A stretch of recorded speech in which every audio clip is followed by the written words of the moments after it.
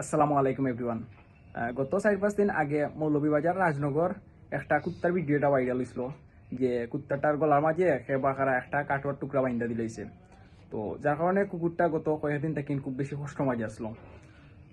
এরপরে অনেকে ভিডিওটা বা ফটোটা যেটুকু পাইছে, তো পাইয়া অনেকে আমার ইনবক্সে দিছে বা অনেকে আমার মেনশন দিছে।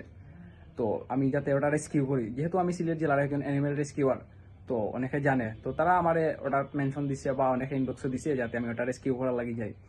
তো আমি এই দিন আর যেতাম পারছি না, আমি একটু কাজু আসলাম। তো পরে আমি রাত্রে আমি মারছি একজন আপুর লগে। তো তাই করছেন যে তাই ফান্ড যেগুলো লাগে বা যেটা যেটা খরচ লাগে তাই সপ্তাহ ম্যানেজ করে দিবা, আমি জাস্ট হাড়ি কুত্তাটাকে রেস্কিউ করতাম, হ্যাঁ রেস্কিউ করিয়া একটা ব্যবস্থা করিয়া দিতাম। তো পরে আমি তাই কইছি যে অবশ্যই আমি যেতাম পারবো, তো আমি কালকে ইনশাল্লাহ সকালে রওনা দিতাম পারবো। এরপরে তাই আবার আমারে কত সময় পরে আমার কল দিছেন দিয়া হইলা যে ভাই, তো ডাকাত ফাউন্ডেশন থেকে ইয়ে থেকে রেস্কিউ টিম হল আর তারা রেস্কিউ করিয়া আবার তারা কিন্তু এটা শেল্টার নিব, তারা ডাকাত নিব কি। তো পরে আমি যেহেতু ভিডিওটা পাইছি বা আমার কাছে কিছু ফটো আইসলো, তো আমি ফটো আর ভিডিওগুলো আমি জাস্ট আমার ফেসবুকও আমি ইয়া করছি, পোস্ট করছি। তো ফেসবুকে পোস্ট করার পরে ওই লোক ভিডিও বা ফটোগুলো রাতারাতি খুব বেশি ভাইরাল হয়ে গেছে।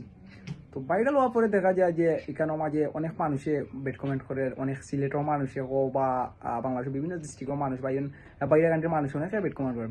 তো আমি কিন্তু ক্যাপশনে লিখে দিছি যে এই ভিডিওটা ওই লোক কালেক্ট করা বা এটা অন্য জায়গার একটা ভিডিও, আমি জাস্ট নিয়ে আমি পোস্ট করছি। তো দেখা গেছে অনেকে ক্যাপশন দেখছে না, কমেন্ট দেখছে না, উল্টা পাল্টা আমার নিয়ে যা উল্টা পাল্টা যেটা আছে সব আমার নিয়ে কি একবারে ইয়ে করি আমাদের। তো যাই হোক, এখানেও মাঝে যেটা হোক এটা নিয়ে আমার কোনো সমস্যা না। কতটুকু হইলো কি, আমি একজন অ্যানিমেল রেস্কিউয়ার, আমি অবশ্যই আমি ট্রাই করি সবসময় অ্যানিমেলসর বালা করা, অ্যানিমেলসর বিপদে হেল্প করা বা রেস্কিউগুলোও করার সবসময় ট্রাই করি।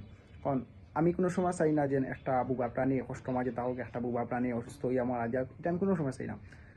বা যারা আমার কোয়েশ্চেন যে আমি একজন অ্যানিমেল রেস্কিউয়ার হইয়া আমি অত দূর রেস্কিউ করাতে গেছি না বা আমি একটা কুকুর রেস্কিউ করছি না, তার উদ্দেশ্যে আমার একটা কথা, দেখো ভাই, আমরা সিলেটের মাঝে রেস্কিউয়ারও কম আবার শেল্টারও নাই। কুকুর রেস্কিউ করা অনেক দূর দূরান্ত গেলে মোটামুটি অনেক টাকা লাগে।